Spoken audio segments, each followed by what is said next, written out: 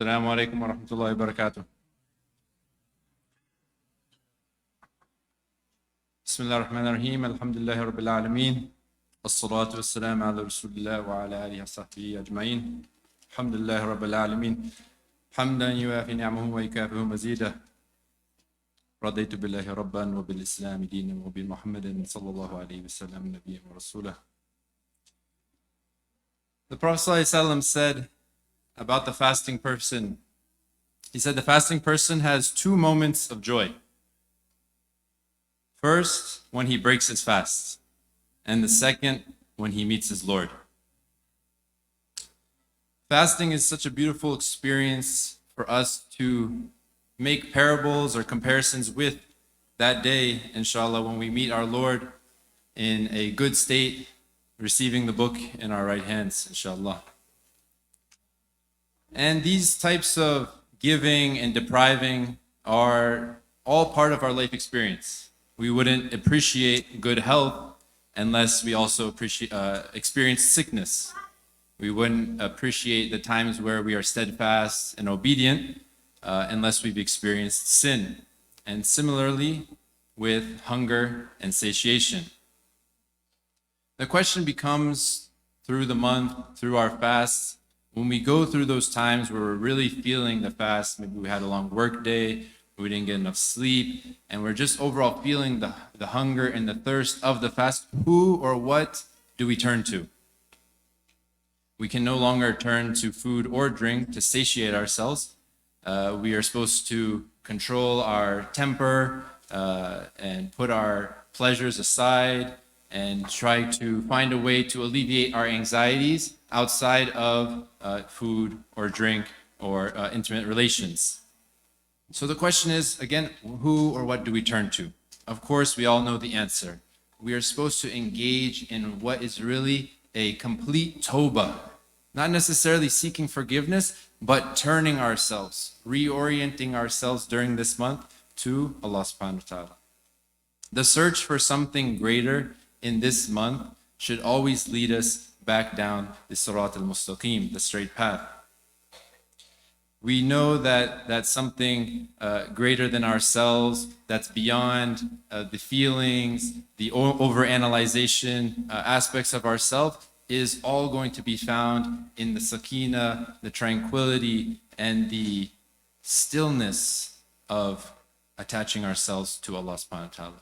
Emptying ourselves, emptying our bellies, emptying our minds, and really seeking that higher connection, that spiritual connection, attaching ourselves to what is permanent instead of continuing to attach ourselves to what is going to fade, what is not going to last, whether it be the satiation of food, the power of a job, the money that fills our bank accounts, some fancy car, shopping, cooking. Sometimes we engage in things during the fast that we never engage in normally outside of the month of Ramadan because we are looking, our soul, our heart is searching for something to attach to. And we keep attaching ourselves to these things which are impermanent, these things which will not last. So this is that time when you find yourselves in those moments, is to turn and attach yourself to Allah subhanahu wa ta'ala. Allah is always trying. He's always trying to bring us closer. He's always putting us in situations, giving us tests, giving us blessings. So many for us we would never be able to count. Just like we ate our fast, we broke our fast, we ate our iftar, and then without any choice, our body is digesting. Glucose, insulin being released. The body's storing some for later. It's using some now. And this is all happening and we're not even doing anything. Just these blessings of the food that we are engaging in our breaking of our fast is just a sign for us to recognize Him, to recognize the one who has saved us time and time again, the one who has given us so much time and time again. This is like any person that you experience in the dunya that has done a favor for you, that has done multiple favors for you. They helped you move. They help you your first day in school, first day on the job. They help you in the kitchen. You keep turning and giving your attention to that person. The same way we experience in life, Allah putting us through different situations just for you to try to recognize. just for you to try to turn and look, say, this has to come from Allah subhanahu wa ta'ala. The simple things like the digestion of our food and those greater things, those things which Allah tells us He doesn't limit His generosity. He doesn't limit the amount that He can give to us. We only limit what we receive by what we think Allah can give to us. But time and time again, Allah has proven, He has shown to us that He is the one who is worthy of worship. We praise Allah, we seek Allah, we do these things in the dunya, but Allah is the only one worthy. The only one who we should be able to say at the end of the day, when we rest our head to get some rest at night, that Allah has done all this for me. So what do? We worship Allah. This is our ultimate purpose. But there's actually 3 types of worship we can actually look at. First is the ritual prayer, which we engage in 5 times a day, and then more than that in sunnahs and praying in the late hours.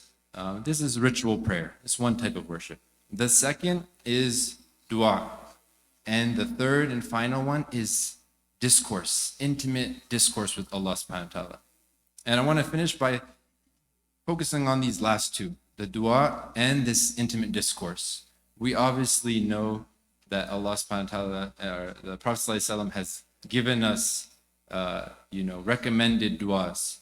رَبَّنَا آتِنَا فِي الدُّنْيَا حَسَنَةً وَفِي الْآخِرَةِ حَسَنَةً وَقِنَا عَذَابَ النَّارِ اللَّهُمَّ إِنَّكَ عَفُوٌّ تُحِبُّ الْعَفْوَ فَاعْفُ عَنَّا. We seek these. This is the time.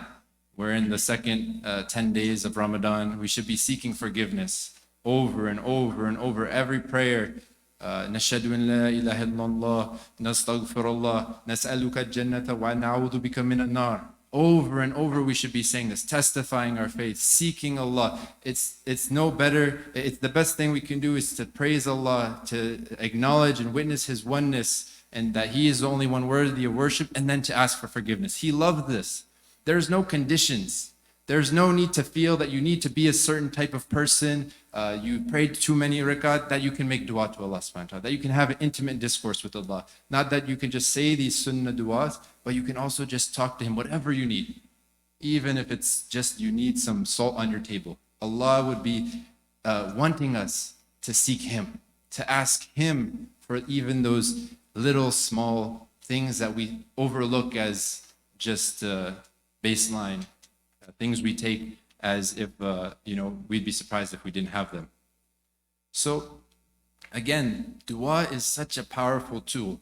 And this is a time, all the time is a good time, but now this month of mercy, of forgiveness and salvation is the time. This is our school. It's like a training period in this month for us to understand how our whole life works just in each day. We wake up, we're fasting, we go through these ups and downs of the day, and in the end, hopefully, that joy that we experience when we break our fast, we'll experience it, something similar to it, hopefully much greater when we get to meet our Lord. And Allah, the power of dua is vast, but Allah He never gives or withholds from a servant, and when He gives to a servant, He is more pleased when you thank Him and show Him the gratitude than actually giving you that gift that you asked for. Again, showing us that turning back in the gratitude, in the shukr, and the hamd is what getting that dua answered was all about. So I encourage you, attach yourself to what's permanent. People worship for different reasons, and there are 3. It's either to avoid pain, a fear, to receive a gain, some pleasure, or just out of pure gratitude. And all 3 are ways in which Allah will eventually lead us to continue to remind us gratitude. Have gratitude, have gratitude. And Allah, surely He says, if you have gratitude, He will increase you. So start to take some time to count those blessings, as they say. To think about just that you have 2 hands or 2 eyes or a food on your table. Everything, every single thing. It's all for us to look and to turn back to Allah subhanahu wa ta'ala. And again, now is the time. It doesn't matter who you are, what your past is. what you think about your future. Focus on the now. Focus on now turning back in tawbah to Allah subhanahu wa ta'ala. Focus now on attaching yourself to what is permanent and what is going to last and what we will, inshallah, all be granted with a good end of meeting our Lord on the day of resurrection. Alhamdulillah Rabbil Alameen wa salatu salam ala Rasulullah. Assalamu alaikum.